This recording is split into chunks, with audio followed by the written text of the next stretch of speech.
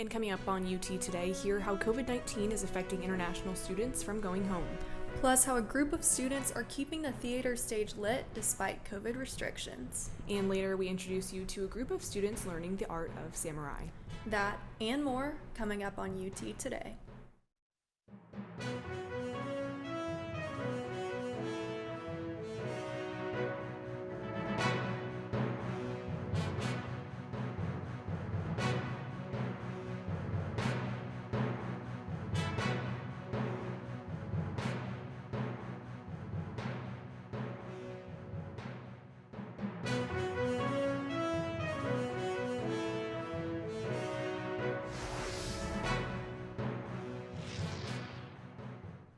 More questions continue to rise as vaccinations continue in the state.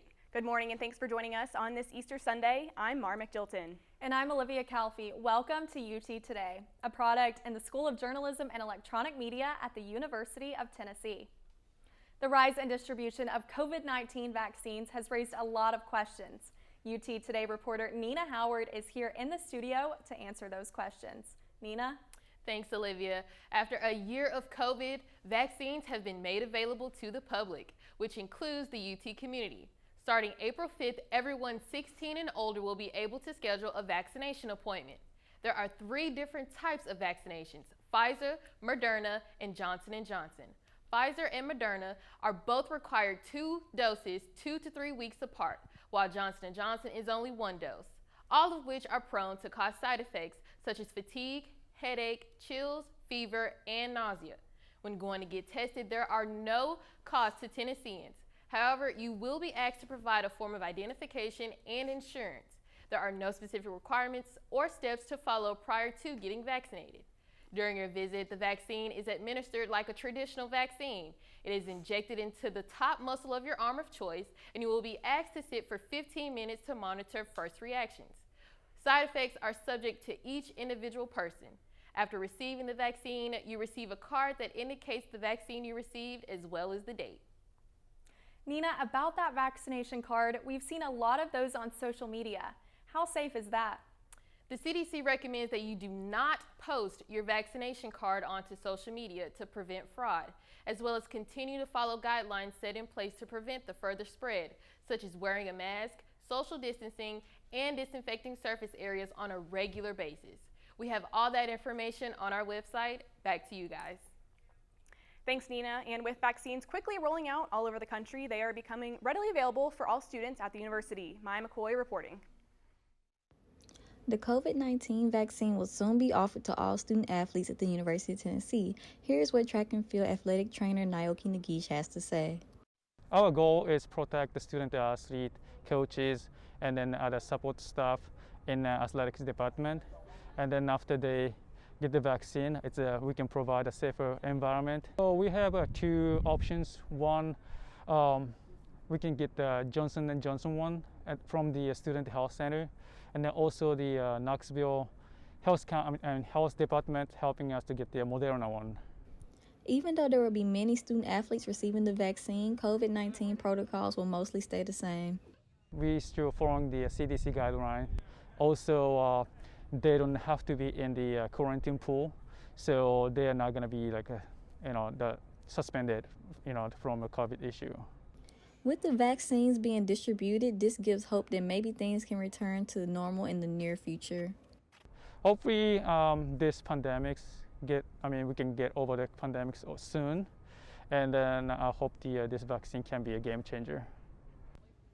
For UT Today, this is Maya McCoy reporting. We have more on how UT sports are recovering after a year of the pandemic later on the show with our sports host, Maya McCoy. Vaccines are now playing a big part in international travel as countries begin to open their borders. One student says she worries about getting home to India next month. Her student visa expires in December, but that process will take some time. We're trying to figure out a way, maybe like I can just talk to an Indian embassy here or get it renewed some way. But if nothing happens, if there's no other way, then I would have to go back to India to get it renewed from the embassy, and it's going to take at least a month.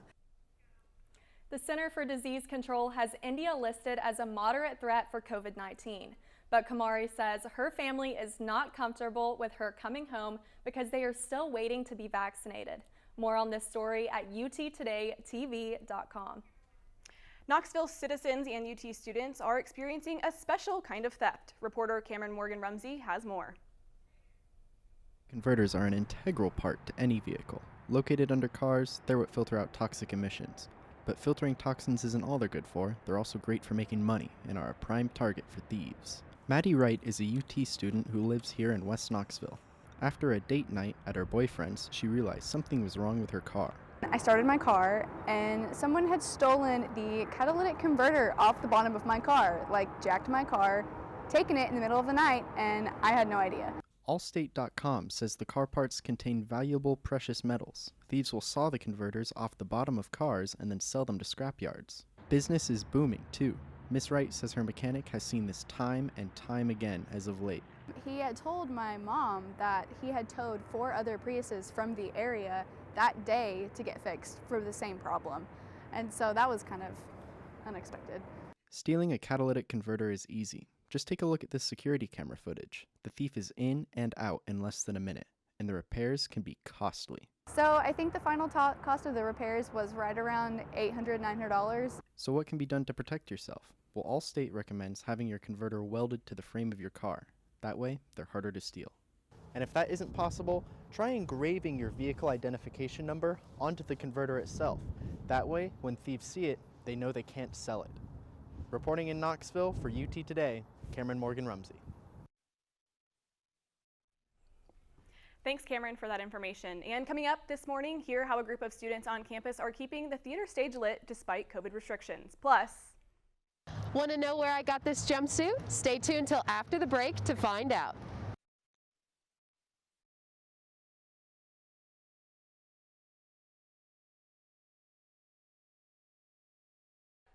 welcome back, everybody. As the semester wraps up, the university has started to recognize seniors who have gone above and beyond at the university.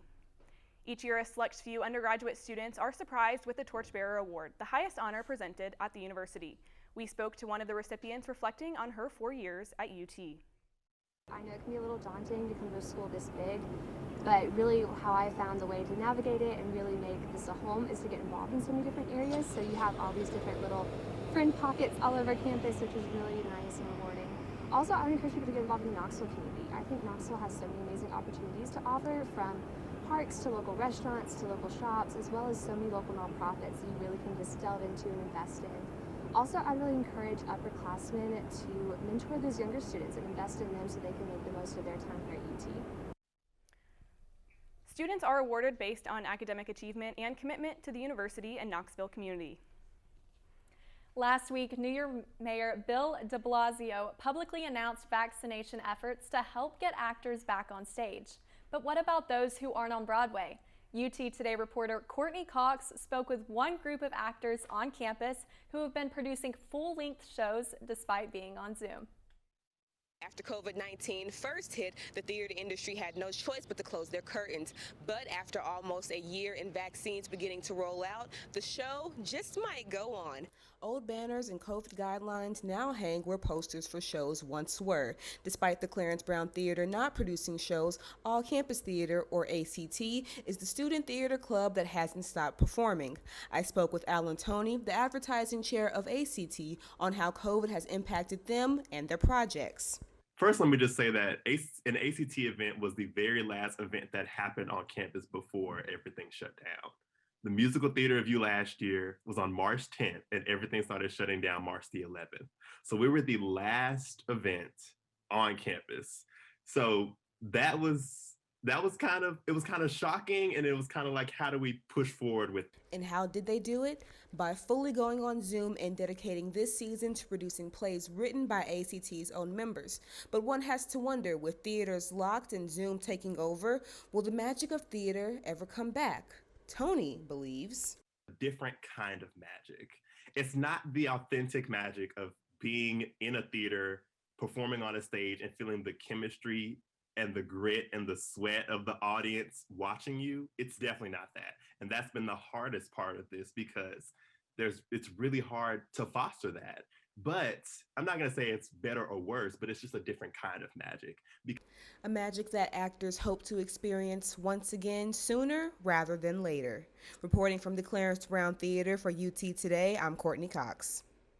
Well, the Pride Center here at UT has recently moved from Melrose Hall to the Student Union. This change has been in the works for many years. Coordinator Bonnie Johnson says she is over the moon about the change and glad the Pride Center is getting a makeover. I am over the moon excited about the Pride Center's new transition to the Student Union. It definitely has, as you mentioned, been several years in the making and lots of advocacy from a lot of different people throughout the years too. So just grateful for the opportunity and the folks who brought us here. The new center includes a computer room, conference room, and meditation space. It's nearly 2 times the size of the old space. If you want to check it out, the new Pride Center, it's located on the 3rd floor of the new Student Union in room 373.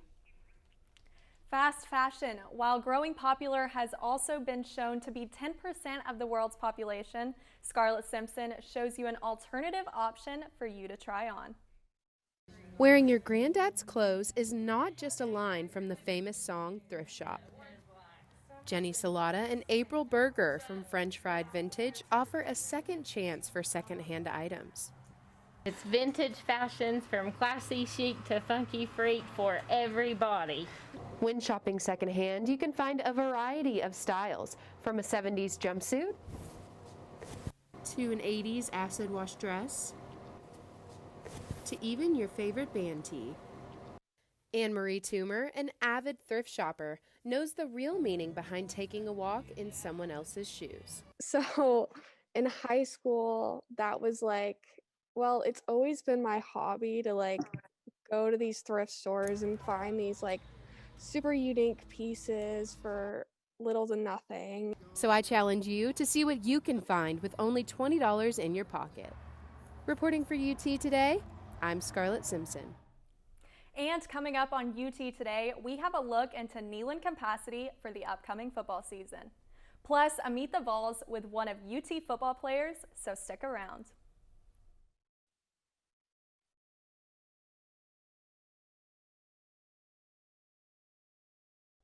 Welcome back to UT Today. Ever wanted to become a samurai warrior? UT offers a class for that. Our Phil Cervello has a story.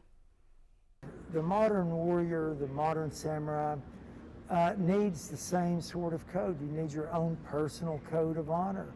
Ancient sword fighting is something many think is part of the past, but Lance England, an instructor at the University of Tennessee, is eager to share the ancient samurai tradition with students of today. The samurai from feudal Japan had their own code, Bushido, but it was their code of honor, their code of behavior that dictated how they responded to their daily challenges. This unique class gives students a chance to get some exercise and gain an appreciation for an art of the past. But for England, it is also about instilling a lifelong love of learning in his students. The style that we study is Satoru Iaido, the way of the enlightened warrior, and the founder, Dale Kirby, was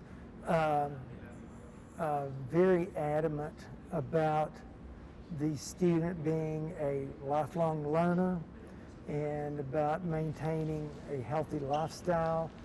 Although we hope no sword fight breaks out around Knoxville, England and his class will be able to protect us if it does. For UT Today, I'm Phil Cervello. Well, UT definitely offers a vast array of very unique classes here on campus. Yeah, they do for sure. And after learning about that class, I wish that I had more time to go back and take it. Oh, yeah. But moving on, with the vaccination rolling out to all ages, here are a couple of cool things you can do after you get your shot. 1, your vaccination card. As we learned already, do not post that on social media. Get it laminated instead. Office stores like Staples and Office Depot are offering that service for free. The offer is good at locations throughout the country until May 1st.